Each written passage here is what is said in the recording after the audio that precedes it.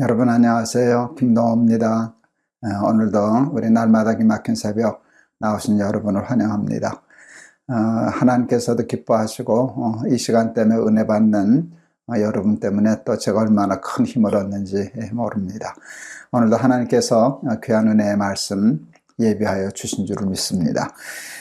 오늘 말씀은 사무엘상 27장 12절 말씀 생각하려고 합니다. 사무엘상 27장 12절 한 절입니다.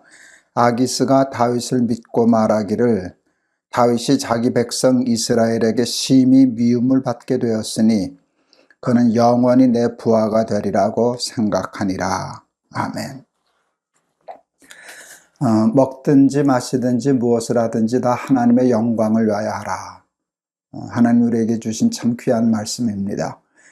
우리의 삶이 하나님을 영화롭게 하면 우리의 삶이 그보다 더 잘 사는 삶이 어디 있겠습니까? 그렇게 하면 그 하나님의 영광이 우리에게는 복이 되는 것이죠. 그러니까 하나님의 영광을 위하여 사는 삶, 이게 우리 그리스도인들의 궁극적인 삶의 모습이라고 얘기할 수 있겠습니다. 성경에 보면 하나님을 참 영화롭게 한 믿음의 위인들, 믿음의 조상들이 참 많습니다. 많은 분들이 참 삶으로 하나님께 영광을 돌렸는데 저는 성경에 나오는 인물 중에 누가 하나님께 가장 큰 영광을 돌렸을까?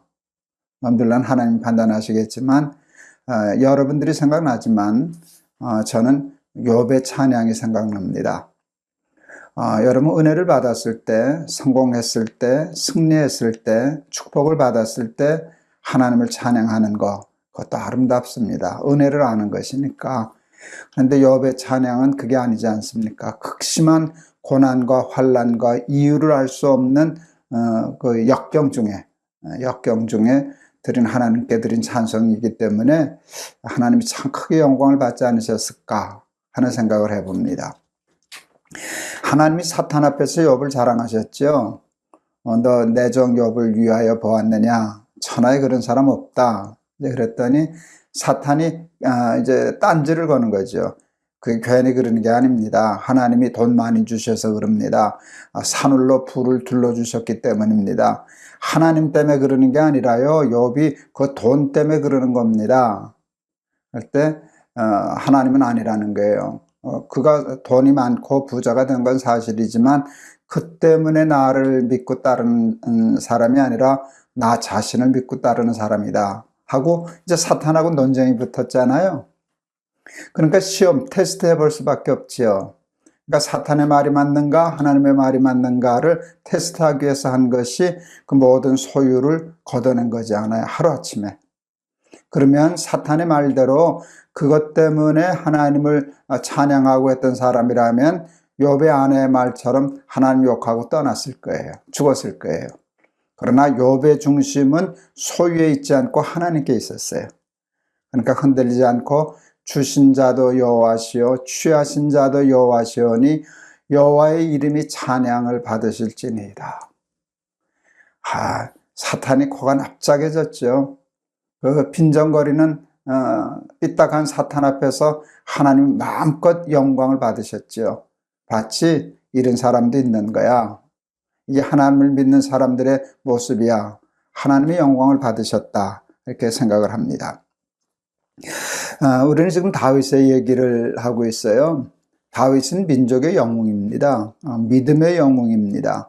하나님을 믿는 믿음으로 나아가서 블레셋 장수 골리앗을 이겨낸, 그래서 나라를 지킨 영웅인데 그에 대한 상당한 그 칭찬과 복과 상을 받지 못하고 도리어 사울의 미움을 받아서 쫓겨다니는 이 말도 안 되는 상황에 처해 있었습니다. 도망다닙니다. 또 어려움을 많이 당합니다. 이제 그럴 때 정말 자꾸 사울이 쫓아다니니까 이제 다윗이 어디로 나중에 피하는가 하면 블레셋으로 피해요. 블레셋 나라로. 근데 블레셋 그 왕이 아기스인데 그 아기스가 아기스 맞죠? 예, 맞네요. 아기스가 다윗이 오는 걸 보고 저 사람이 우리에게 망명하면 우리가 이스라엘 침공하고자 하는 문제였겠다 해서 이제 다윗을 받아주어요. 근데 받아주는 이유가 뭔가 하면 다윗이 진심이라고 생각했어요. 왜? 이스라엘에게서 말도 안 되는 미움을 받고 억울함을 당한 사람이기 때문에 이제 이스라엘에게 정 떨어졌을 거다. 이젠 이스라엘 나라 버릴 거다. 저는 영원히 내 부하가 되리라. 그렇게 생각을 했어요. 그런데 여러분, 다윗은 그렇지 않았어요. 미움을 받고 사울에게 쫓김을 받고, 사실은 하나님도 원망할 만하지 않아요? 내가 하나님 믿고 이렇게 살았는데 하나님 나를 이렇게 쫓기게 하십니까? 하고 하나님도 원망하고 돌아설 수 있는 상황이었는데, 아기스는 그것을 계산하고 다윗을 받아주었는데 다윗은 전혀 흔들림이 없었어요. 억울함을 당해도 환난을 당해도 위험한 상황 속에서도 이해할 수 없는 하나님의 처신을 보면서도 끝까지 하나님 붙잡고 놓치지 않고 욥처럼 하나님을 믿고 하나님을 찬양한 사람이지, 그것 때문에 하나님을 떠난 사람이 아니에요. 그것은 아기스의 착각이었어요. 살다 보면 참 고난을 당할 때가 많습니다.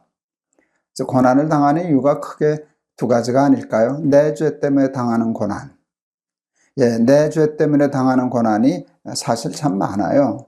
그런데 내 죄 때문에 당하는 고난은 내가 죄가 있으니까 그래도 이해가 돼요. 내가 죄가 많으니까, 이런 죄를 저질렀으니까 이런 정도 어려움 당하는 게 마땅하지, 이렇게 받아들일 수 있는데, 정말 견디기 힘든 고난은 다윗과 같은 고난이에요. 욥과 같은 고난이에요.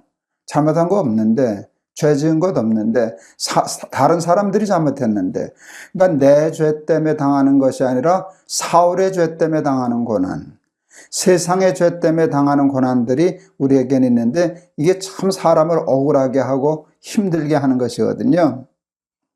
근데 여러분, 내 죄 때문에 당하는 고난은 그때는 어떻게 하면 되나? 하나님께 회개하면 돼요. 하나님 잘못했습니다. 하나님 용서해 주십시오. 하나님 살려주십시오. 다시 한번 기회를 주십시오. 라고 회개하면 여러분, 그 문제가 해결이 돼요. 그런데 여러분, 그때도 하나님 붙잡지 않고 그때도 하나님께로 돌아가지 않는다면 그 죄로 말미암은 고난 때문에 사망까지 이룰 수 있겠죠.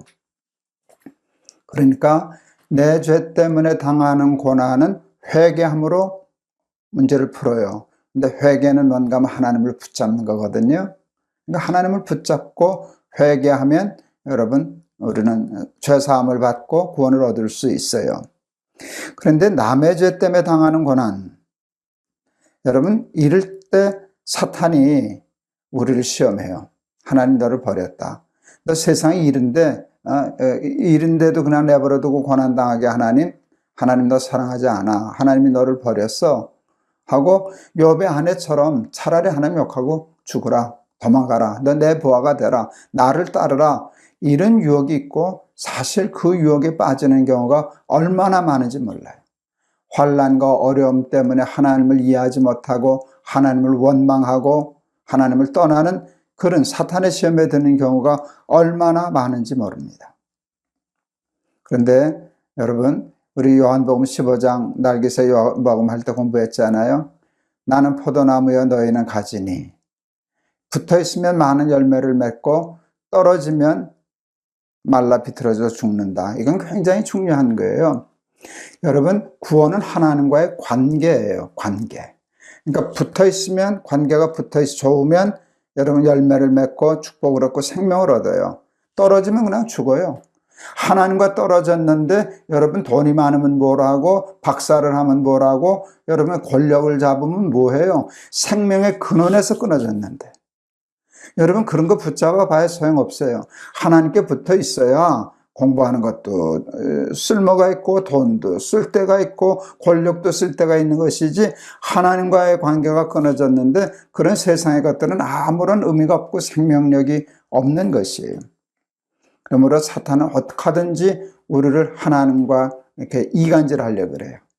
우리 어제 얘기할 때 이간질하는 게 사탄이라고 그러지 않았어요? 화평케 하는 것은, 화목케 하는 것은 하나님의 자녀들이 하는 일이고, 이간질해서 사이 갈라놓는 일은 사탄이 하는 일인데, 사탄은 우리와 하나님의 사이를 갈라놓고 사람과 사이의 사이를 갈라놔서 전쟁하게 하고 불화하게 하는 것, 이게 사탄의 일인데 언제 우리는 하나님으로부터 떨어지기 쉬운가? 여러분, 이유 없는 고난을 당할 때, 억울한 고난을 당할 때, 사울의 죄 때문에 내가 고난을 당할 때, 세상의 죄 때문에 내가 어려움을 당할 때, 그런데도 하나님이 안 도와주시는 것처럼 내버려 둘 때, 여러분, 그럴 때 하나님 버리기가 쉽거든요.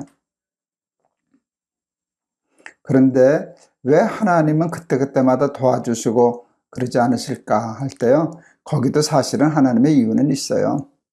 더 하나님 의지하고 하나님 붙잡고, 그럼에도 불구하고 욥처럼 취하신 자도 여호와시오니, 주신 자도 여호와시고 취하신 자도 여호와시오니 하나님의 찬송을 받으실지니이다. 이런 삶의 연단을 위해서 하나님 잠시 내버려 두는 수는 있어도, 여러분, 그것을 오해해서 우리가 하나님을 원망하거나 하나님을 떠난다거나 아기스의 부하가 된다거나 한다면 그것은 하나님을 헛믿고 사는 사람이 되는 것이겠죠. 사랑하는 우리 날기새 가족 여러분, 여러분들도 많은 고난을 당하시죠. 그게 살펴서 내 죄 때문이라 그렇게 하면 낙심하지 말고 회개하면 돼요. 그때도 사탄은 속여요. 하나님이 널 버렸어, 회개해도 소용없어. 아니요, 회개하면, 붙잡으면 언제나 하나님은 우리 손을 놓지 않아요. 이유 없는 고난을 당할 때도 사탄은 자꾸 속여요. 이런 일을 당하게 하는 하나님이 그럼 뭐하러 그렇게 믿으러 다니냐?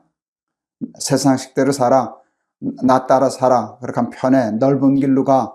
이럴 때에도 주신 자도 여호와시오 취하신 자도 여호와시오니 난 하나님을 찬양할 거야. 여기에도 하나님의 깊으신 뜻이 있어. 내가 잘 이해를 못해서 그러지. 믿음으로 끝까지 하나님을 붙잡고 승리하는 우리 사랑하는 날기새 가족들 다 되실 수 있기를 바랍니다. 여러분, 욥의 결국을 아시잖아요. 다윗의 결국을 아시잖아요. 욥은 고난받았음에도 사탄의 유혹에 넘어가지 아니하고 하나님을 붙잡고 승리했어요. 하나님께서 갑절의 축복을 주셨어요. 그 노년에. 여러분 다 아시잖아요. 여러분, 다윗도 그 어려움과 환난 중에도 아기스의 부하가 되지 않고 끝까지 이스라엘 배반하지 않고 사랑하고 쫓았더니 결국은 미움받아서 쫓겨다니던 그 땅에, 이스라엘 땅에 왕이 되었잖아요. 우리는 과정을 보고 낙심하여 떨어지는 때가 많아요. 여러분, 과정은 통과하는 길이에요. 통과하는 길이에요. 믿음으로 그 길을 잘 통과한 자에게는 갑절의 축복과 여러분, 미움받고 환난받던 땅에서 승리하는 왕이 되는 그런 축복까지도 겸하여 하나님이 더하여 주실 줄을 믿습니다.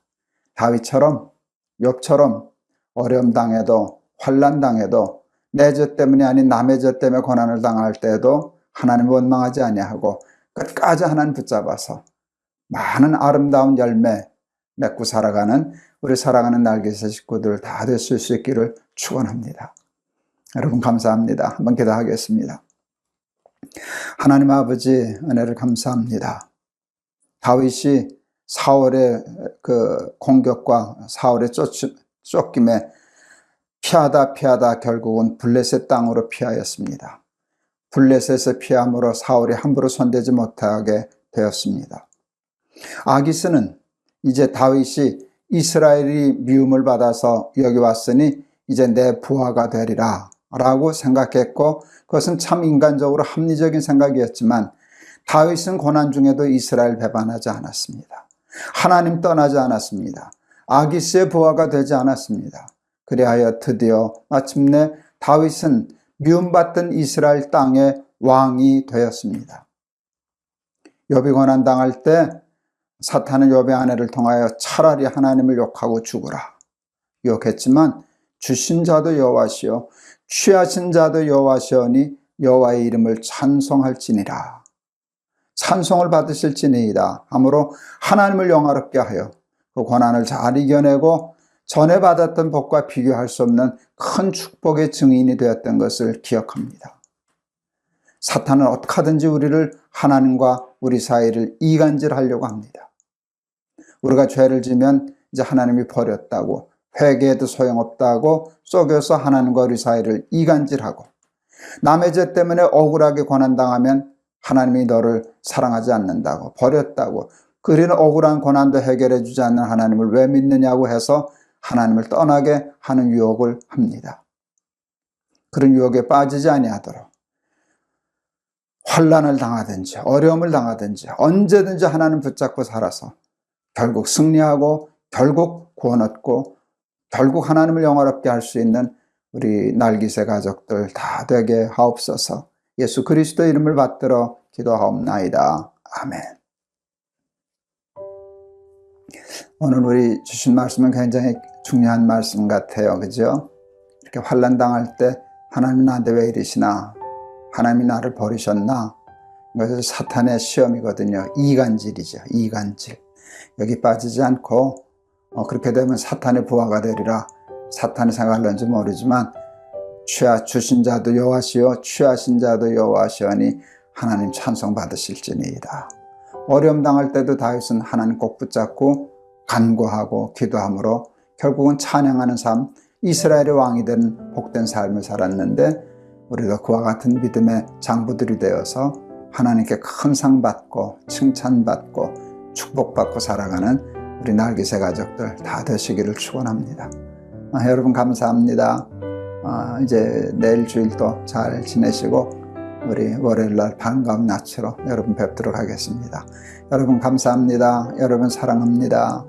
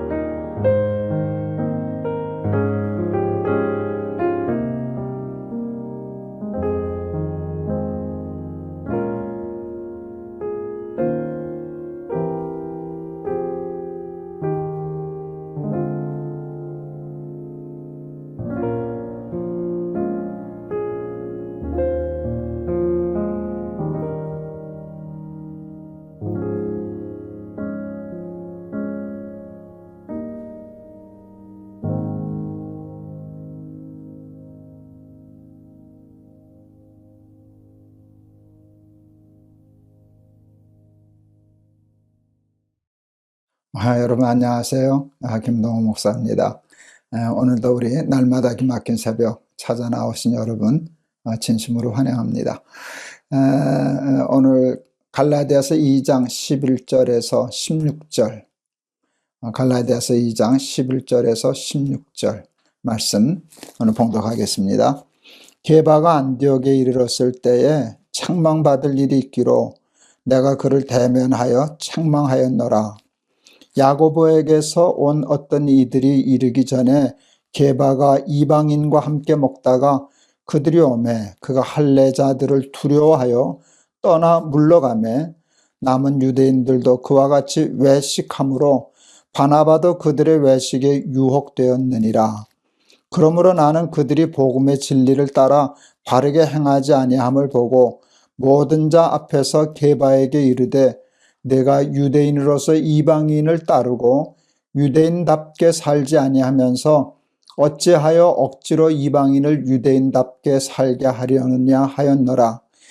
우리는 본래 유대인이요 이방 죄인이 아니로되 사람이 의롭게 되는 것은 율법의 행위로 말미암음이 아니요 오직 예수 그리스도를 믿음으로 말미암는 줄 알므로 우리도 그리스도 예수를 믿나니 이는 우리가 율법의 행위로서가 아니고 그리스도를 믿음으로써 의롭다 함을 얻으려 함이라.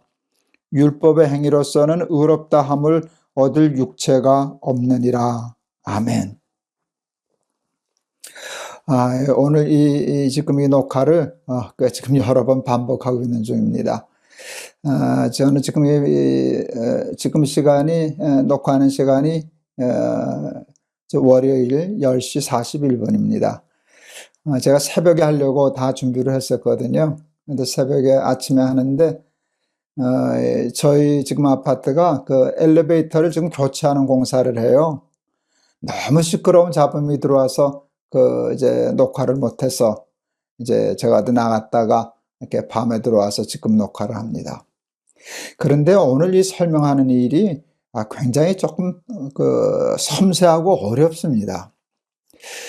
그래서 이게 자꾸 몇 번씩 이제 하다가 또 쉽게 말하면 말이 어긋나고 시원치 않아서 다시 반복을 하는데 그게 왜 어려운가 하면 여러분이 이렇게 제가 대면을 하고 혹시 제가 칠판이나 있고 그렇게 하면 눈을 마주 보면서 호흡하면서 하면은 설명하기가 좀 쉬워요. 근데 지금 제가 여러분을 보지 못하잖아요. 그냥 제가 제 얼굴을 보고 얘기하려니까 말이 자꾸 꼬이고 이렇게 정확하게 설명이 안 돼서 조금 갑갑하고 답답한 마음이 있습니다. 하나님께서 좀 도와주셔서 이게 깨끗하게 말끔하게 이 전하고자 하는 메시지가 잘 정리되었으면 좋겠습니다. 하나님이 도와주시리라 믿습니다. 이제 도전해 보려고 합니다. 오래전에 선배 목사님 교회에 이제 불교에서 기독교로 개종한 교인이 계셨다 그래요. 굉장히 불교에 열심히 있었던 분인데 이제 교회 나오기 시작을 하셨어요. 어느 날 이제 교회 안에서 담임 목사님을 이제 찾고 계셨는데 옆에 있는 교인에게 이렇게 물으셨대요. 혹시 우리 주지 목사님 어디 계시는지 아세요? 담임 목사란 말을 할 줄 모르고 담임 목사를 주지 목사라고 그래서 얼마나 웃었는지 모른다고 우리 선배 목사님이 내가 주지 목사야 그래서 많이 웃었던 기억이 있습니다. 의식을 바꾸는 일은 참 어려운 일이에요. 그런데 그 어려운 의식을 바꾸는 것보다 더 어려운 것이 있어요. 여러분 그게 뭔지 아세요? 무의식이에요. 몸에 이렇게 쫙 배어있는 무의식이 참 바꾸기 어려워요. 의식은 의식이 되니까 바꿀 수 있어요. 근데 무의식은 의식이 되지 못하니까 바꾸기가 참 어려워요. 그런데 아까 불교 신자에서 기독교를 하신 분은 불교에서 기독교로 의식은 바꾸었어요. 그런데 오랫동안 젖어있던 무의식 속에 이렇게 잠겨져 있던 불교적인 습관과 말과 언어와 행동과 습관들이 그게 쉽게 없어지지 않으니까 자기도 모르는 사이에 담임 목사님 어디 계세요 하지 못하고 주지 목사님 어디 계세요? 하게 되었던 것이지요. 초기 기독교인들은 유대교로부터 기독교로 개종한 분들이었어요. 유대교는 뭐예요? 율법주의잖아요. 그렇죠? 율법을 지켜야만 구원을 얻는다. 율법은 유대인들에게만 허락하신 것이고 이방인들에겐 율법이 주어지지 않았으므로 구원 얻지 못한다. 그들은 구원 얻지 못함으로 사람이 아니고 개 같은 존재다. 이런 것이 이제 유대교의 핵심 어떤 그 전통이 아니겠습니까? 거기서 살다가 예수 그리스도를 만나고 십자가의 복음을 알게 되고 하면서부터 사람이 구원을 얻는 것이 의롭다함을 얻는 것이 율법을 지킴으로 얻는 것이 아니다. 율법을 지키는 것이 구원의 공로가 될 수 없다. 구원은 오로지 하나님이 주시는 선물이다. 우리는 그것을 믿음으로만 얻을 수 있다. 율법을 지키는 일은 중요하지만 율법을 지키는 것이 구원의 공로가 될 수 없다. 이게 기독교의 굉장히 중요한 사상인데 의식적으로 그게 옳다고 생각해서 그들은 기독교의 복음을 받아들이고 기독교인이 되었어요. 그런데 그 무의식 속에 평생을 자자손손된 게 유대교였기 때문에 그게 하루아침에 없어지질 않았어요. 그걸 율법을 이렇게 다 없앤다라고 하는 이 일이 불안해 보였어요. 그래서 자꾸 다 버리지 못하고 끼워 넣으려고 했어요. 예수님을 믿음으로 십자가의 복음으로 은혜로 구원 얻는 것 맞아. 그래도 율법도 지켜야 되지 않겠어? 이렇게 혼합하는 것이죠. 이제 갈라디아 교회에 들어왔던 다른 복음이 바로 이런 그 혼합이 아닌가 싶어요. 하나님 부정하지 않았을 거예요. 십자가 부정하지 않아요. 그런데 율법도 행해야 구원 얻는다. 이렇게 되는데 바울은 길길이 뛰는 거예요. 절대로 율법을 행하는 것이 우리의 의가 될 수 없다. 그것이 우리를 구원할 수 없다. 구원은 전적으로 하나님의 은혜다. 이제 사도 바울이 오늘 16절에서 이제 굉장히 중요한 얘기, 복음 중에 복음의 핵심 얘기를 합니다.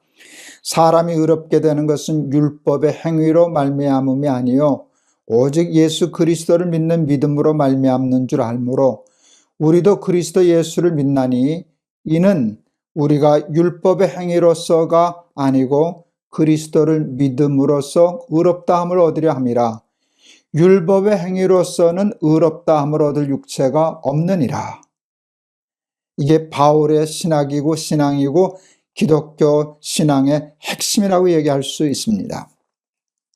기독교인들이 그것을 알았어요. 그런데 유대계 전통에서 깨끗이 물러나지 못했어요. 오늘 보니까 바울이 베드로를 책망한 놀라운 사건이 기록되어 있어요. 베드로가 이방인 집에서 식사를 하고 있었어요. 여러분 이건 중요한 사건이죠. 베드로가 이방인 집에서 식사를 한다는 것은 이방인들을 받아들였다는 것이에요. 이방인에겐 율법이 없지만 율법이 없어도 율법을 잘 지키지 못하고 몰라도 그리스도를 영접하고 믿음으로 구원 얻는 것을 알았거든요. 그리고 이방인들에게도 성령이 임하는 것을 저들이 보았기 때문에 이방인과 선민의 의식이 없어지니까 베드로가 이방인과 식사하게 되었어요. 그런데 할례 받은 유대인들이 이렇게 오니까 자기도 모르게 베드로가 저들을 피하여 이렇게 숨었어요. 그 자리를 피하고 떠났어요. 왜 그런가 하면 늘 이방인 집에 가 있는 이 일은 금기시되던 일이었거든요. 그러니까 베드로가 피했다라고 하는 이 일은 그 이방인을 금기시하고 구원이 없다고 생각하는 일에 그 무의식이 남아 있었던 거예요.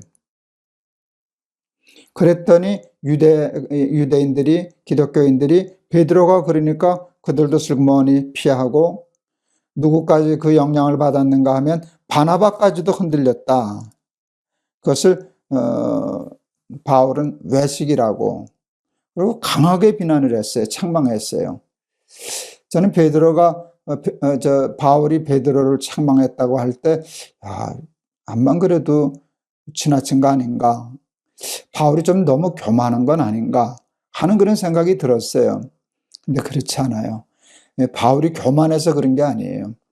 복음이 섞일까 봐, 예수 그리스도의 십자가의 복음이 희석될까 봐, 그런 정신 강하게, 이방인도 구원 얻어 율법으로 구원 얻는 것 아니야, 이제 이방인과 선민의 벽이 없어, 이걸 꿋꿋이 베드로가 지켜줘야 교회가 살아나갈 텐데 베드로를 슬그머니 도망가니까 그런 나약한 정신, 그런 걸 가지고는 복음을 지킬 수가 없겠기에 바울이 정말 책망하고 그랬던 것을 보면서 저는 바울의 복음에 대한, 십자가에 대한, 예수 그리스도에 대한, 하나님을 믿는 믿음으로만 구원 얻는다라고 하는 이 복음에 대한 열정을, 확신을 느낄 수 있어서 얼마나 저한테는 은혜가 되었는지 모릅니다.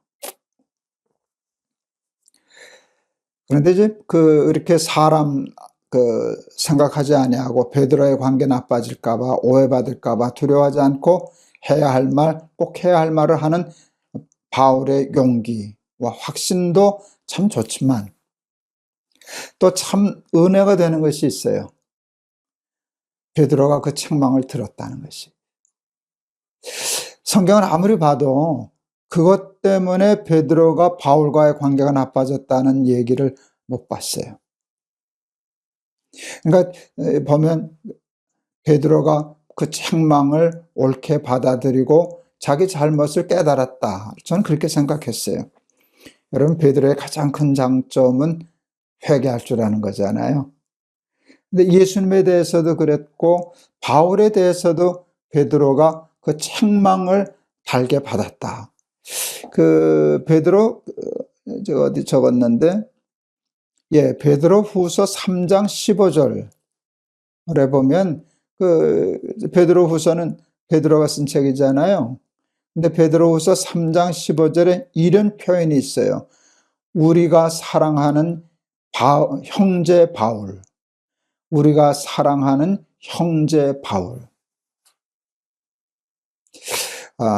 옳은 말을 하는 사람도 대단하지만 자기 잘못을 얘기할 때, 다윗도 그랬잖아요. 나단에 왔을 때 내가 여호와께 범죄했습니다, 내가 잘못했습니다. 베드로를 돌이키고 바울의 책망에 오를 때 그것 가지고 바울과 싸우지 아니하고 그걸 받아들여서 용납하는 베드로도 참 훌륭하다 하는 그런 생각을 하게 되었습니다.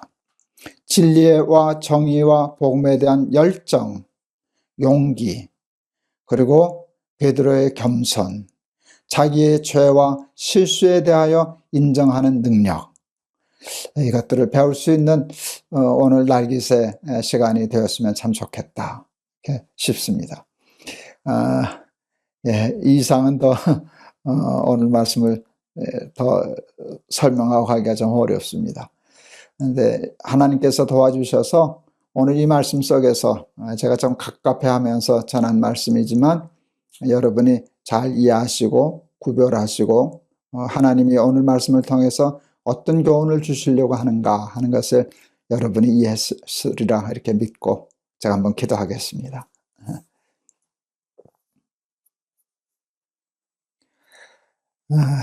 의식은 바뀌어도 무의식이 바뀌지 못해서 자꾸 이렇게 흐려지고 희석되고 복음이 혼합되는 그런 일들이 일어나서 바울이 게바도 책망하고 베드로를 책망하는 그런 사건을 오늘 성경을 통해서 배우게 되었습니다. 이방인 선민, 유대인들은 이방인 집에 가는 일을 금기시했습니다. 이방인들은 율법이 없으므로 구원 얻지 못했다라고 하는 유대교적인 교리적인 확신이 있었기 때문입니다. 베드로가 이방인의 집에 갔다는 뜻은 이방인도 믿음으로 구원 얻는다는 뜻이고, 또 성령이 임하시는 것을 보고 믿음으로 이방인들도 구원 얻는다는 확신이 있었기 때문인데, 그 무의식 속에는 아직도 그것이 깨끗하고 완전히 정리되지 못해서 유대인들이 올 때 슬그머니 그 집을 피하여 숨었던 베드로의 그 무의식적인 위선, 그것을 보고 바울이 책망하고 경계하고 했던 말씀을 읽습니다. 그런 나약한 정신 가지고는 이방인과 선민의 잘못된 유대교의 전통을 깨트리지 못하고 복음의 순수성을 지키지 못할까 봐 두려워서 베드로를 책망했던 그런 오늘 본문을 읽습니다. 복음을 지키려고 사람과의 관계 끊어지는 거 두려워하지 않고 책망했던 바울의 용기도 대단하고, 베드로도 대단한 사도 중에 사도인데 그 잘못을 많은 사람 앞에서 책망하는데도 받아들이고 바울과 사이를 그르치지 아니하고 우리가 사랑하는 형제 바울이라고 얘기할 수 있었던 베드로의 겸손함과 자기 잘못을 깨달을 줄 아는 능력도 대단한데, 진리에 대한 열정과 잘못에 대한 뉘우침과 회개와 받아들임, 이 교훈을 잘 배울 수 있는 오늘 한 날이 되게 하여 주옵소서. 예수 그리스도 이름을 받들어 기도하옵나이다. 아멘. 오늘 자꾸 말이 꼬여요. 근데 이제 더는 못하겠습니다. 오늘 말씀은 여기서 전하고 또 내일 또 뵙도록 하겠습니다. 여러분 감사합니다. 이렇게 호리떡 같은 말씀 기다려주시고 들어주신 여러분께 감사합니다. 여러분 사랑합니다. 여러분 내일 또 뵙겠습니다.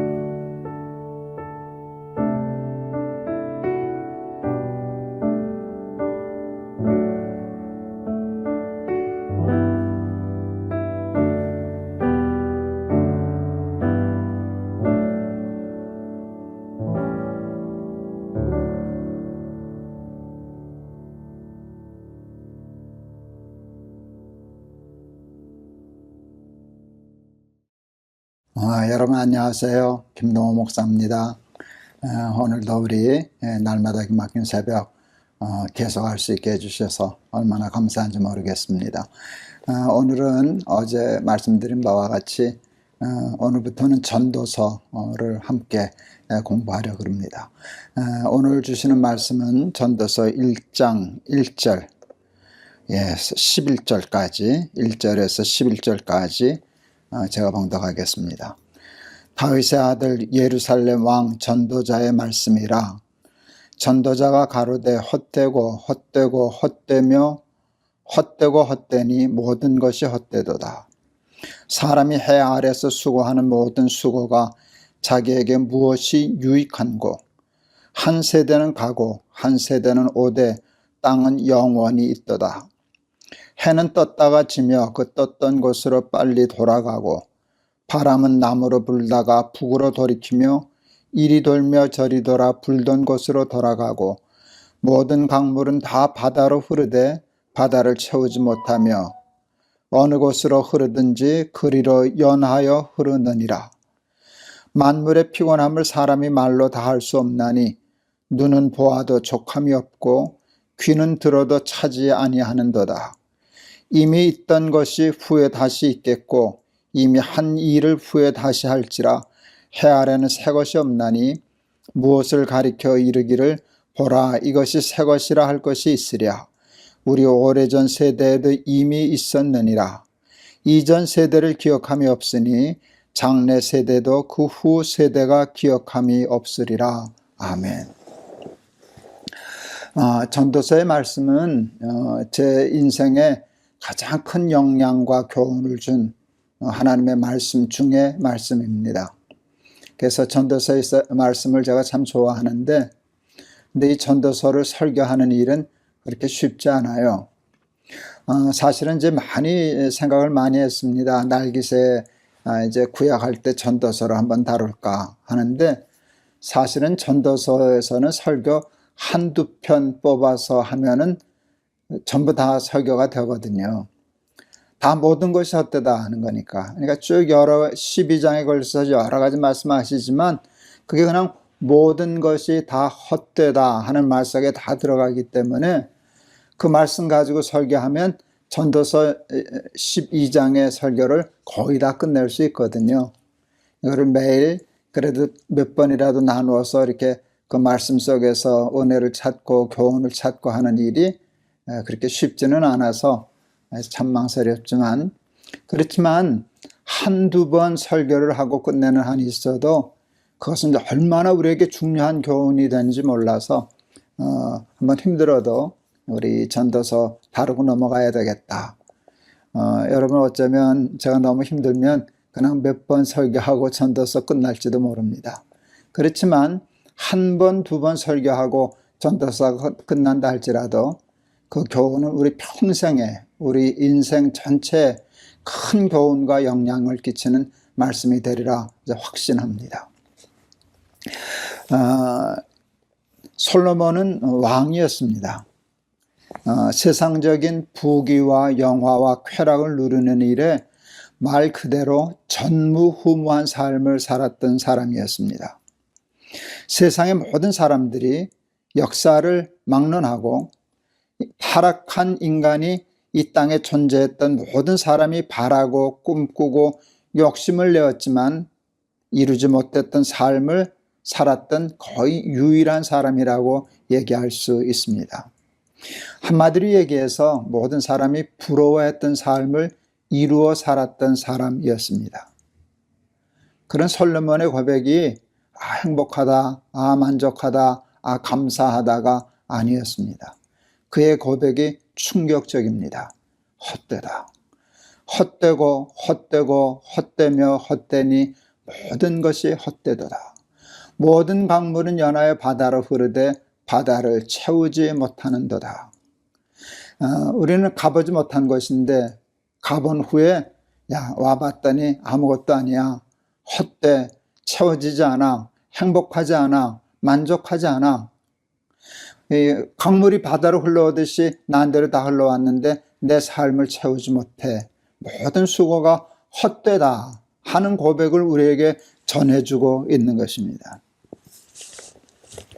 여러분, 이제 사막을 여행하고 횡단할 때 가장 중요한 것은 오아시스를 찾는 것 아닙니까? 만약 사막을 여행하는데 오아시스를 찾지 못한다면 사막에서 죽을 수밖에 없잖아요. 그리고 실제로 많은 사람들이 오아시스를 찾지 못해서 사막에서 죽어나가잖아요. 그런데 이렇게 오아시스를 찾아서 가는데 저 멀리 오아시스가 보이는 거예요. 그래서 이제는 살았다 하고 죽을 힘을 다해서 거기까지 갔더니 그게 오아시스가 아니고 신기루였어요. 신기루가 있다죠. 꼭 오아시스처럼 보이는데 오아시스가 아닌. 그래서 거기까지 갔는데 오아시스가 아니니까 거기서 사람들은 이제 기진맥진해서 거기서 많은 사람들이 죽어가죠. 모든 사람들의 꿈과 로망, 오아시스인 줄 알고 파라다이스인 줄 알고 쫓아갔던 그것이 신기루였다라는 것이 솔로몬의 전도서의 고백입니다. 신기루야, 오아시스 아니야, 파라다이스 아니야, 천국 아니야, 하나님 나라 아니야, 구원 아니야, 행복 아니야. 다 해봤지만 행복하지 않아. 이게 솔로몬의 고백이었습니다. 그런데도 세상의 모든 사람들이, 거의 모든 사람들이 죽을 힘을 당해서 오아시스를 향해서 가는 것이 아니라 신기루를 향해서 오늘도 얼마나 그렇게 죽을 힘을 다해서 가고 있는지 모릅니다. 성경을 읽고 공부하면서도 또 암송하면서도 주여 주여를 부르면서도 전도서의 말씀을 듣고 배우고 깨닫고 알았으면서도 솔로몬을 통하여 주시는 하나님의 교훈을 메시지를 듣고 또 들었으면서도 수도 없이 많은 사람들은 신기루를 향하여 가고 있습니다. 참된 삶을 향하여 가는 것이 아니라 헛된 삶을 향하여 가고 있습니다. 많은 크리스천들이, 많은 목회자들이 신기루를 쫓아가고 있습니다. 헛된 것을 위해서 욕심부리고 헛된 욕심 때문에 죄짓고 다투고 싸우고 전쟁하고 상처받고 그것을 얻지 못해서 불행하고 얻어봤는데도 얻었는데도 또다시 목마르고 가라고. 그래서 모든 사람은 그것을 얻었든지 얻지 못했든지 다 목말라 하며 죽어가는 삶을 살아가고 있습니다. 여러분, 사탄은 사기꾼입니다. 신기루를 오아시스라고 속여서 파는 사기꾼입니다. 그 사기꾼이 노리는 것은 우리의 생명입니다. 우리의 구원입니다. 우리의 참 기쁨과 행복과 구원입니다. 사탄에게 속지 말고 신기루에 속아서 사는 사람들 되지 말고 참된 오아시스가 무엇인지를 알고 그 오아시스를 향해서 걸어가는 사람들 될 수 있기를 축복합니다. 사랑하는 우리 날깃의 가족 여러분, 하나님의 말씀은 내 발의 등이여 내 길의 빛이라, 내비게이션입니다. 하나님의 말씀이 지시하는 곳으로 가는 것이 참된 길입니다. 예수님이 내가 곧 길이요 진리요 생명이라 말씀하셨어요. 길이라는 말씀이 얼마나 중요해요. 오아시스로 가는 길, 딴 길로 가지 않고 그 길을 찾아갈 때 거기에는 정말 다시는 목마르지 않는 가람이 없는 생수 같은 하나님의 축복과 행복이 있는 줄을 믿습니다. 예수를 믿으면서 하나님의 말씀을 배우면서 받는 가장 큰 축복은 분별력입니다. 참과 거짓을 분별할 수 있는 지혜, 헛된 것과 참된 것을 구별할 줄 아는 능력, 이것처럼 우리의 삶에 중요한 것은 없습니다. 하나님이 솔로몬을 통하여 우리에게 가르쳐 주십니다. 너희들이 바라고 꿈꾸고 욕심내는 것들 헛되다. 그것이 너희를 채우지 못한다. 우리 모든 7절 모든 강물은 다 바다로 흐르되 바다를 채우지 못한다. 8절 만물의 피곤함을 사람이 말로 다 할 수 없나니 눈은 보아도 족함이 없고 귀는 들어도 차지 않는다다. 사마리아 여인에게 예수님이 하셨던 말씀이 있잖아요. 내가 주는 물은 다시 목마르지 않냐. 내가 주는 물은 다시 목마르려니와 내가 주는 물은 속에서 솟아나는 생수가 되어 다시는 가람이 없으리라. 우리의 삶에 가람을 주지 않는 신기루가 아닌 참된 오아시스의 축복을 주는 길을 날기새를 통하여 하나님의 말씀을 통하여 하나님을 믿는 믿음을 통하여 분별해낼 줄 알고 신기루를 쫓아가는 사람이 되지 않고 오아시스를 쫓아갈 수 있는 우리 사랑하는 날기새 가족들 다 될 수 있기를 주의 이름으로 축원합니다. 한번 기도하겠습니다. 솔로몬은 이 세상에 사는 모든 사람들이 꿈꾸고 바라고 욕심내고 소망하고 갈망하는 그 모든 꿈을 다 이룬 거의 유일한 사람이었습니다. 그런데 그의 입에서 터져나온 고백은 헛되고 헛되고 헛되고 헛되니 모든 것이 헛되도다. 모든 강물은 연하여 바다로 흐르되 바다를 채우지 못하는도다. 눈은 보아도 족함이 없다. 귀는 들어도 차지 않는다. 굉장히 중요한 삶의 교훈을 우리들에게 주었는데 하나님 이 전도서의 교훈을 깨달을 수 있게 하여 주옵소서. 헛된 것과 참된 것을 분별할 수 있는 능력을 저희들에게 허락하여 주시사 사탄에게 속아 신기루 쫓아 인생을 허비하는 인생들 하나도 없도록 우리 날기새 가족들을 축복하여 주시옵소서. 참과 거짓, 참된 것과 헛된 것을 분별하여 참된 것을 쫓으며 다시는 가람이 없는 생수를 쫓아 사는 축복을 받아 누리게 하옵소서. 예수 그리스도의 이름을 받들어 기도하옵나이다. 아멘. 전도서의 교훈이 참 제 삶에 중요한 가치를 가져다 주었어요. 여러분 가끔 보면 세계 최고의 부자 사우디 어느 왕자는 재산이 몇 천조라나 몇 조라나 그런데 양심을 걸고 별로 부럽지 않아요. 그게 무슨 소용이 있겠어요. 몇 억이 아니라 몇 조, 몇 천조가 되어도 여러분 그것으로는 채워지지 않아요. 내일 그 얘기를 좀 할 거예요. 왜 채워지지 않는지 제가 알아요. 그것으로 만족 채워지지 않는다는 거. 솔로몬은 그보다 더 부자였거든요. 쉽게 말하면. 근데 솔로몬이 가봐서 얘기했어요. 헛되고 헛되고 헛되고 헛되니 모든 것이 헛되도다. 그 세상의 부자들도 가서 물어보면 우리가 가지고 있는 고민, 괴로움, 아픔, 허망한 허전함 그 똑같이 있을 거예요. 그것으로는 우리의 삶의 문제가 해결되지 않아요. 물론 우리에게 필요한 물질과 세상의 것들이 있어요. 무조건 전도서를 여러분 허무주의로 세상 다 쓸데없어 하는 허무주의로 받아들이시면 큰 오해예요. 그건 이제 우리가 풀어나갈 거예요. 물질 필요해요. 세상의 것들 무시할 수 없고 꼭 필요한 것들이 있어요. 근데 중요한 것은 그것으로 우리의 삶이 채워지진 않는다는 것이에요. 그것이 우리에게 구원과 행복과 참 기쁨을 주지는 못한다는 거 얼마나 중요한 일인지 몰라요. 정말 그렇거든요. 정말 그렇거든요. 헛된 것 때문에 욕심부리고 헛된 것 없다고 좌절하고 또 절망하고 낙심하고 그게 다 얼마나 어리석은 일이겠습니까? 우리 참된 것을 향하여 오아시스를 향하여 항상 기뻐하고 감사하며 살아가는 우리 날개새 가족들 되시기를 바랍니다. 여러분 감사합니다. 우리 내일 또 뵙겠습니다. 여러분 사랑합니다.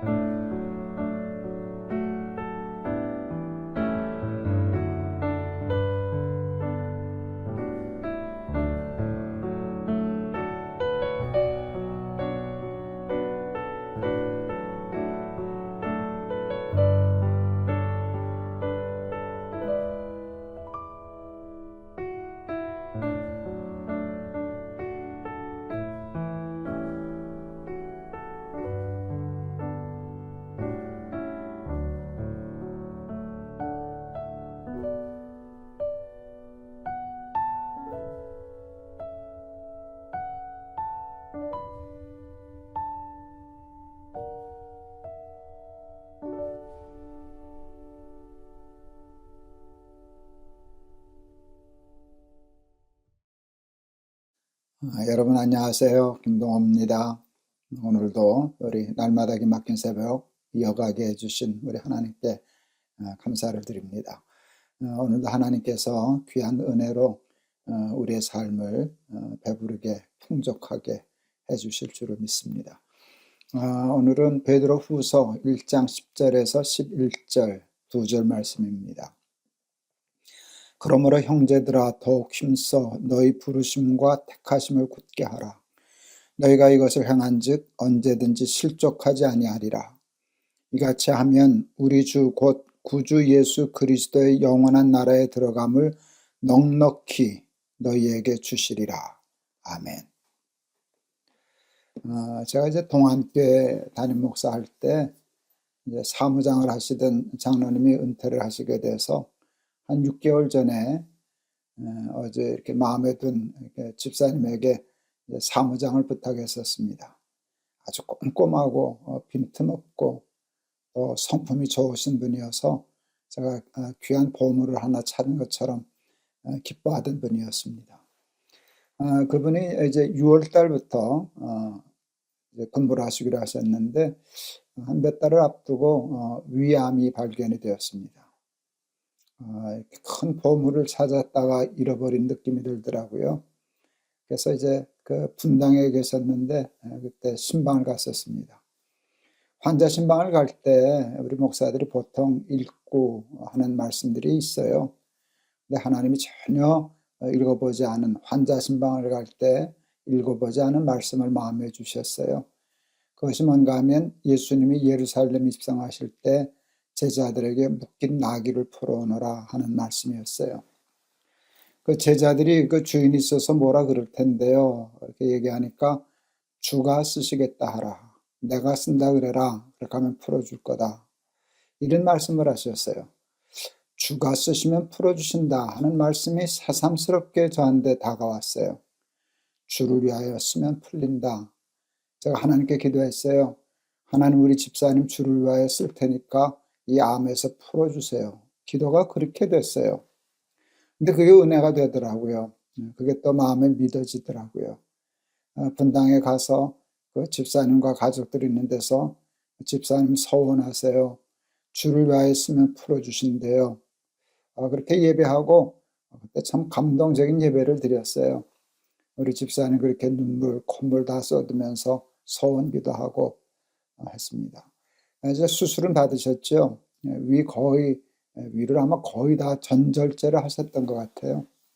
물 3숟가락을 넘기지 못할 만큼 고생을 하셨는데 결론은 한 25년 가까이 생존하셨어요. 동안교회 높은 뜻 순위계 사무장으로 저와 함께 하시다가 거의 90 다 됐었던가 90 넘었었던가 이렇게 하나님 나라 가셨습니다. 제가 굉장히 중요한 걸 배웠어요. 주를 위하여 쓰면 풀린다. 그래서 그 이후로 제가 제 자녀들을 위해서 기도할 때 꼭 이렇게 기도했었어요. 하나님 우리 부열이 쓰세요. 하나님 우리 지열이 쓰세요. 하나님 우리 정렬이 쓰세요. 무엇을 해도 좋은데 그 하는 일을 그 목적을 하나님께 두고 주를 위하여 쓰면 그 길이 풀린다 하는 믿음이 저에게는 있었습니다. 하나님은 우리 사람들에게 은사를 사람마다 주셔요. 여러분 은사는 탤런트예요. 특별한 재능이죠. 특별한 재능이 있어요. 어떤 사람은 그림을 잘 그리고 어떤 사람은 음악을 잘하고 어떤 사람은 운동을 잘하고 어떤 사람은 또 뭐 돈을 잘 벌고 뭐 이런 탤런트들이 있어요. 은사를 받으면은요 똑같이 노력하는데 결과가 달라요. 그게 재능이죠. 그것은 하나님이 주시는 거예요. 그런데 은사를 주시는 목적이 있어요. 그것을 통해서 하나님의 영광을 드러내고 많은 사람들을 섬기고 세상을 아름답게 하고 하는 목표가 있어요. 하는 일은 다 다르지만 사실은 목표는 다 똑같은 거예요. 하나님 나라를 위하여, 하나님의 영광을 위하여, 많은 사람을 축복하기 위하여. 이게 하나님의 은사를 주시는 목적인데 은사와 재능을 자기 욕심을 위해서 쓰면 은사는 소멸해요. 그러나 그 은사와 재능을 하나님의 뜻대로 하나님의 목적대로 잘 사용하면 하나님은 그것을 더 잘 감당하라고 은사를 더 부어주셔요. 5달란트 맡았던 사람에게는 5달란트를 더해 주셨잖아요. 2달란트를 맡은 사람에게도 2달란트를 더해 주셨잖아요. 그러나 그것을 땅에 묻어둔 사람은 하나마저도 빼앗겼잖아요. 이게 은사와 탤런트의 속성이에요.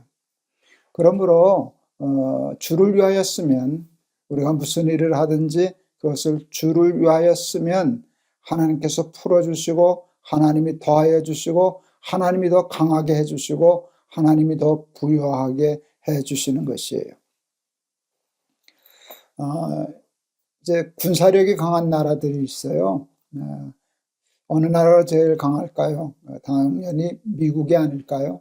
미국이죠. 미국 군대는 왜 세계 모든 나라 중에서 제일 강한 강군이 되었을까요? 미국 사람들이 세계에서 체력적으로 제일 뛰어나서 그럴까요? 아마 체력적으로 뛰어난 거 얘기하면 다른 나라도 유럽이나 러시아나 여기도 만만치는 않을 겁니다. 그런데 여러분, 보급이 강한 나라가 강한 군대예요. 가장 무서운 무기를 공급하고 또 군인들에게 전투할 수 있는 보급이 정확한 나라, 그런 나라가 강한 나라인데, 미국이 경제적으로 부유하니까 보급이 굉장히 좋은 나라이기 때문에 강한 군사가 되는 것이죠. 여러분, 우리가 하나님 나라의 군사가 되면 하나님이 보급하셔요.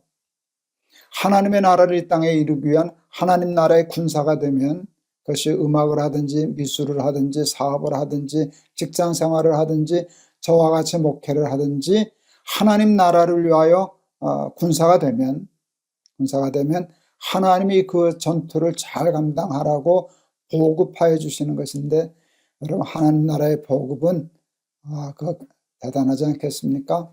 그래서 풀리고 강하게 되고 부하게 되고 승리하게 되는 것이라 이렇게 생각을 합니다. 오늘 본문에 보니까 베드로를 통해서 이런 표현을 쓰셔요. 부르심과 택하심. 우리 10절, 그러므로 형제들아 더욱 힘써 너희 부르심과 택하심을 굳게 하라. 하나님이 우리에게 주신 어떤 소명 같은 것이죠.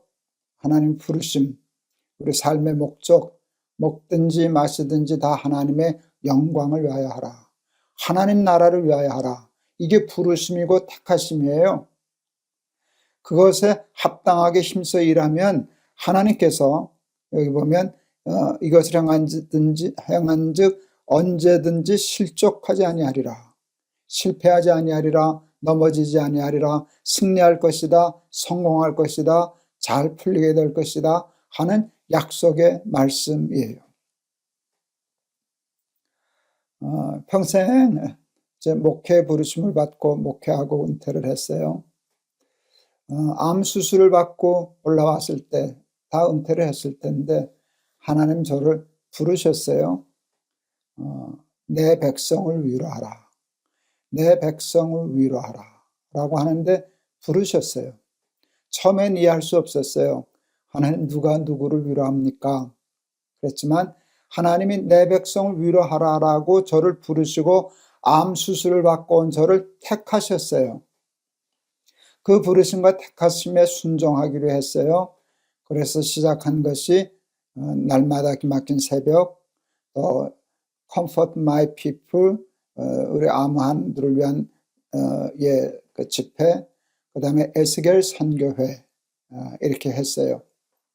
그랬더니 하나님의 부르심에 응답해서 했더니 날기새도 이렇게 하나님이 기름 부어주시고, 또 CMP 집회도 기름 부어주시고, 에스겔 선교회도 하나님께서 풀어주셔서 제가 은퇴 전에 하던 사역 못지않은 큰 사역이 다시 이루어지게 됐는데, 그것은 부르심에 응답했을 때 하나님의 택하심에 의심만 하지 않고 해보겠습니다, 열심히 하겠습니다 응답했을 때 하나님이 이 일을 잘하라고 저에게 건강도 주시고 또 기회도 주시고 그것을 감당할 수 있는 물질도 후원도 허락하여 주셔서 생각지도 못했던, 상상한 적도 없는 그런 일을 지금 이어가고 있지 않습니까?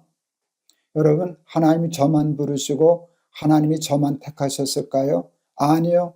모든 사람을 하나님은 선택하시고 부르셨어요. 여러분이 하는 일이 무엇이든지 상관없어요. 그 일을 통해서 자신의 욕심을 채우고 자신의 야망만 채우려고 한다면 은사는 소멸해요. 그러나 먹든지 마시든지 무엇을 하든지 다 상관없는데 그 목적을 하나님께 두고 하나님 나라에 두고 산다면 하나님께서는 우리를 실족지 않게 하시고 넘어지지 않게 하시고 실패하지 않게 하시고 승리하게 하시고 성공하게 하시고 풀어주시고 형통케 해주실 줄을 믿습니다. 그리고 그것이 이 땅의 형통으로만 끝나지 않고 영원한 하나님 나라에 들어감을 넉넉히 하나님 나라에 들어가게 해주시겠다 약속하셨습니다. 하나님이 저를 부르시듯 여러분을 부르셔요.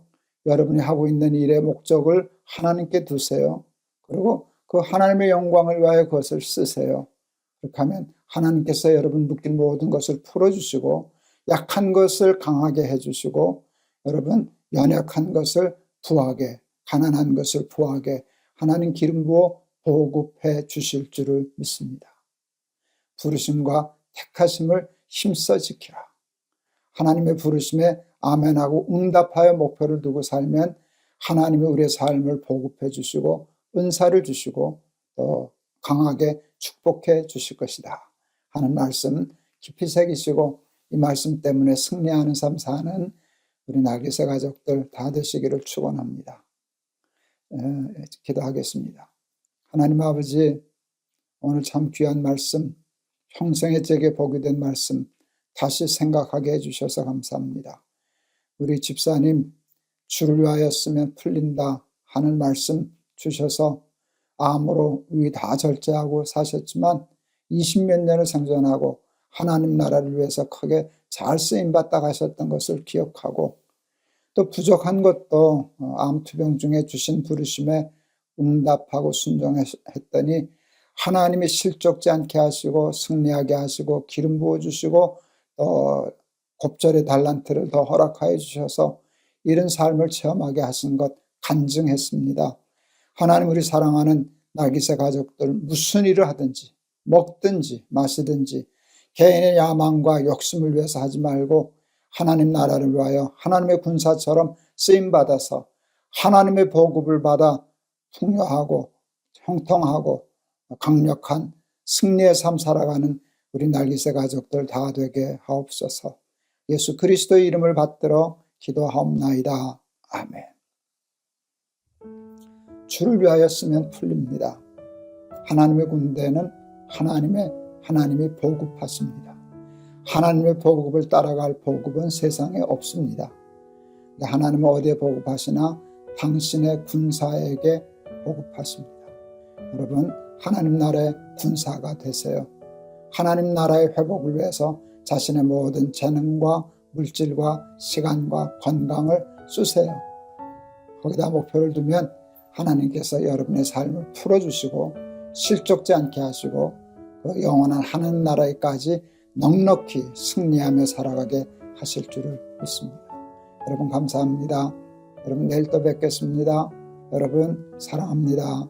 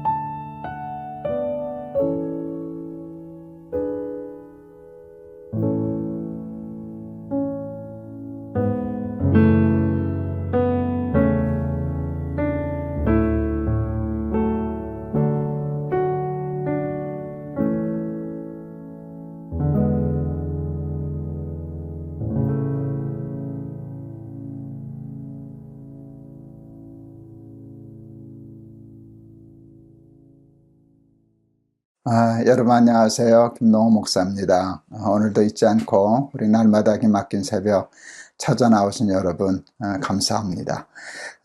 오늘도 하나님께서 우리에게 귀한 말씀으로 말씀해 주실 줄을 믿습니다.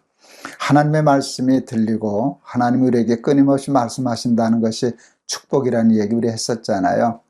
하나님이 말씀하지 않으시면, 하나님의 말씀이 희귀해지면 전쟁이 일어나고 분쟁이 일어나고 세상은 갈등이 되고 그러는데, 하나님이 끊임없이 말씀하시고 우리가 끊임없이 그 말씀을 들을 때에는 하나님 나라의 평강이 임한다 하는 얘기를 우리가 다루었었는데, 오늘도 그와 같은 하나님의 축복의 약속이 여러분의 삶 속에 이루어지실 수 있기를 바랍니다. 오늘 우리 주시는 말씀은 사무엘상서 4장 19절에서 22절입니다. 제가 봉독하겠습니다. 그의 며느리인 비느하스의 아내가 임신하여 해산 때가 가까웠더니 하나님의 궤를 빼앗긴 것과 그의 시아버지와 남편이 죽은 소식을 듣고 갑자기 아파서 몸을 굽으려 해산하고, 죽어갈 때에 곁에 서 있던 여인들이 그에게 이르되 두려워하지 말라, 내가 아들을 낳았다 하되 그가 대답하지도 아니하며 관념하지도 아니하고 이르기를 영광이 이스라엘에서 떠났다 하고 아이 이름을 이가봇이라 하였으니 하나님의 궤가 빼앗겼고 그의 시아버지와 남편이 죽었기 때문이며, 또 이르기를 하나님의 궤를 빼앗겼으므로 영광이 이스라엘에서 떠났다 하였더라. 아멘. 요즘 계속해서 이제 하나님이 한 가지 말씀에 저희들에게 집중하시는 것 같아요. 그게 제가 쓰는 표현으로는 좀 부적신앙이에요. 껍데기 신앙이에요. 그것이 얼마나 우리를 위험에 빠뜨리는지 모르기 때문에 하나님이 매일매일 지금 거듭해서 반복해서 주시는데, 오늘 설교의 내용도 사실은 같습니다. 그런데 또 우리 반복하여 마음에 되새기는 마음으로 오늘 말씀을 듣도록 하겠습니다. 우리 새 포도주는 새 부대에 담으라 하시는 말씀이 있죠. 여러분, 새 포도주는 신앙, 예수님, 하나님 같은 신앙의 내용이에요. 근데 그것을 우리가 담아야 되잖아요. 그것이 부대인데, 가죽 부대인데, 가죽 부대는 자꾸 바꿔야 된다는 것이에요. 그렇지 않으면 부대가 낡아지면 포도주는 시간이 갈수록 더 강해지거든요, 발효력이. 그렇게 되면 그것을 이겨내지 못하고, 새 포도가 자꾸 발효하니까 그걸 이겨내지 못하고 이렇게 금이 가고 새면 줄줄줄 샌단 말이죠. 나중에 알지 못하다 보면 하나도 포도주는 남아있지 않게 되니까, 그래서 새 포도주는 새 부대에 담아라. 부대를 날마다 바꿔서 새롭게 해서 새 포도주를 잘 보존하라 라고 하는 말씀이지요. 예수님이 제자들을 처음 전도하러 보낼 때 저들에게 능력을 주셨어요. 병 고치는 능력과 귀신을 쫓아내는 권세를 주셨어요. 그래서 저들이 가는 곳마다 많은 병자를 실제로 고쳤고 귀신을 내쫓았어요. 예수님이 세 제자와 함께 변화산에 올라가셨을 때 나머지 제자들이 변화산 아래에 있었죠. 그때 귀신 들려서 물에도 들어가고 불에도 들어가는 아들을 둔 부모가 그 아이를 데려와서 제자들에게 귀신을 쫓아달라고 부탁을 했어요. 예수님의 제자들이 귀신을 쫓는다는 소문을 들었기 때문이죠. 예수님의 제자들은 당황하지 않았어요. 왜? 전에 쫓아냈던 경험이 있기 때문에 이번에도 쫓아낼 수 있다고 저들이 생각했어요. 왜? 예수님이 자기들에게 그 능력을 주셨으니까 그 능력이 여전히 있는 줄로 알고 아무런 생각 없이 귀신을 쫓았는데 귀신을 쫓아내지 못했어요. 큰 망신을 당했죠. 큰 망신을 당했어요. 망신을 당한 것도 망신을 당한 거지만 저들이 이해할 수 없었어요. 왜 전에는 됐는데 지금은 안 됐을까? 그래서 예수님이 산에서 내려오셨을 때 물었어요. 이런 일이 있었는데 왜 이번에는 안 됐습니까? 그랬더니 예수님이 간단하게 대답해 주셨어요.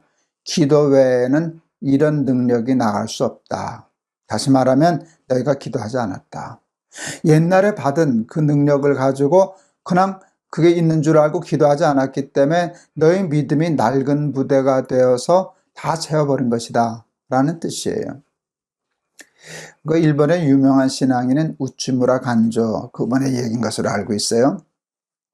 그분이 아주 굉장히 유명한 얘기를 하셨어요. 다윗이 물맷돌로 골리앗을 이겼다고 그것을 비단보에 쌓아두면 안 된다. 다음 싸움은 그것으로 못한다. 참 기가 막힌 말씀이에요. 여러분, 그런 귀신을 쫓아내는 능력, 예수님의 믿음의 능력을 경험하면은요, 여러분 그것만 잘 간직하고 있으면 되는 줄 알아요. 근데 다음 싸움은 다음 믿음으로 하는 거라는 거예요. 그 비단보에 쌓아두는 이 일이 신앙이 이제 습관화되고 형식화되는 그 과정이거든요. 새로운 부대를 준비하지 못하니까.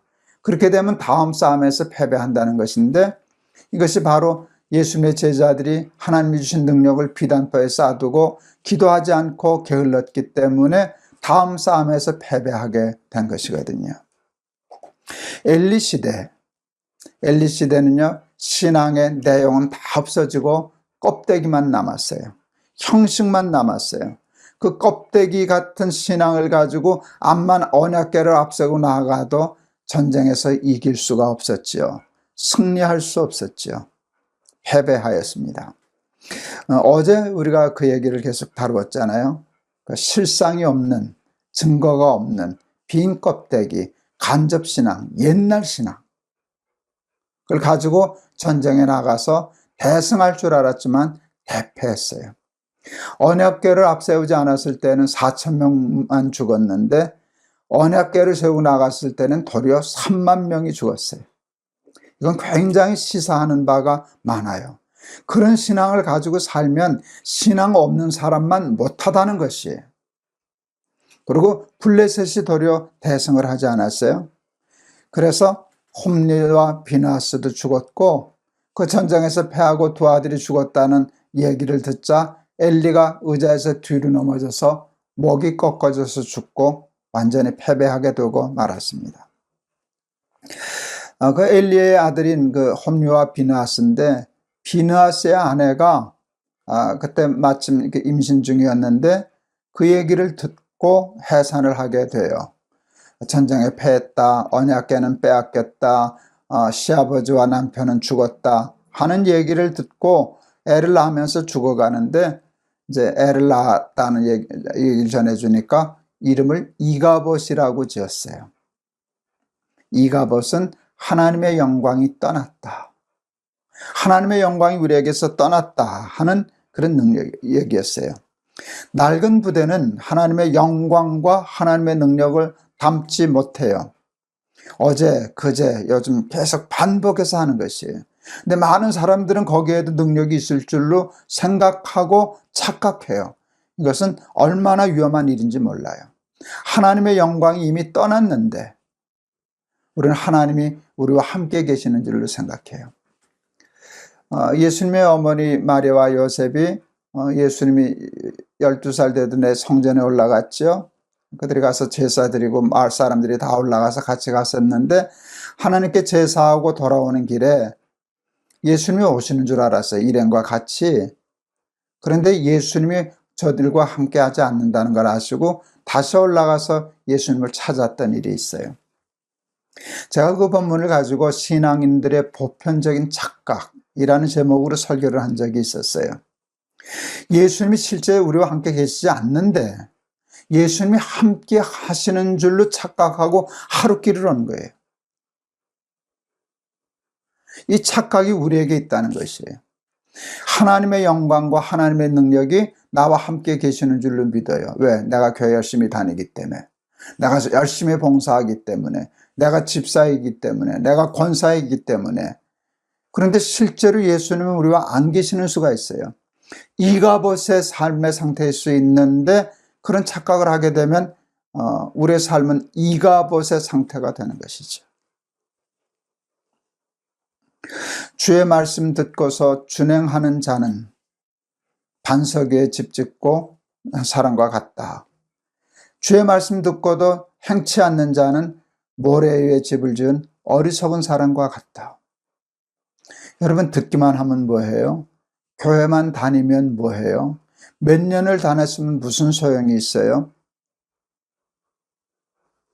삶의 실제 말씀의 능력이 나타나지 않는데, 준행하지 않는데, 행치 않는데, 그래서 우리의 신앙이 부적신앙이 되었는데, 그렇게 되면 여러분 이가봇의 상태가 되는 것이에요.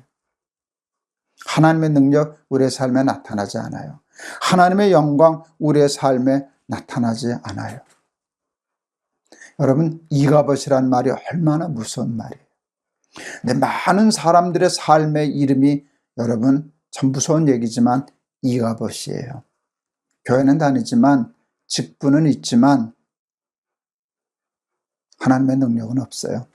그 삶에 하나님의 영광도 나타나지 않아요. 그래서 세상 사람들에게 발에 밟히는 소금같이 돼요. 하나님의 이름이 무시당해요. 우리들 때문에 예수님의 이름이 거룩히 여김을 받지 못해요. 하나님의 영광이 가려진 거고 떠난 것이지요. 사랑하는 우리 날깃의 가족 여러분, 우리 날마다 하나님의 말씀을 듣고 좁은 길이지만 십자가를 지는 것처럼 힘들고 무서운 일이지만 여러분 하나님을 믿고 죽으면 죽으리라 하나하나 심어서 간접 경험하지 말고 직접 경험을 해서 그 믿음의 실상과 증거를 가진 믿음의 장부들이 되어서 여러분 이가봇의 삶을 사는 것이 아니라 하나님의 영광이 임하는 시온의 영광이 빛나는 아침, 이런 찬송하듯이 우리의 삶 속에 늘 하나님의 영광과 하나님의 권능과 하나님의 권세와 하나님의 능력이 역사하고 나타나는 그런 승리의 삶을 살아가는 우리 사랑하는 날깃의 가족들 다 될 수 있기를 축원합니다. 한번 기도하시겠습니다.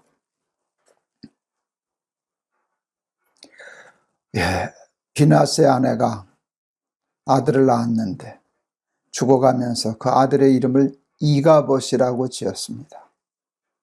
하나님이 우리와 함께 계시는 줄 알았는데 하나님의 영광이 떠났다 하는 고백이었습니다.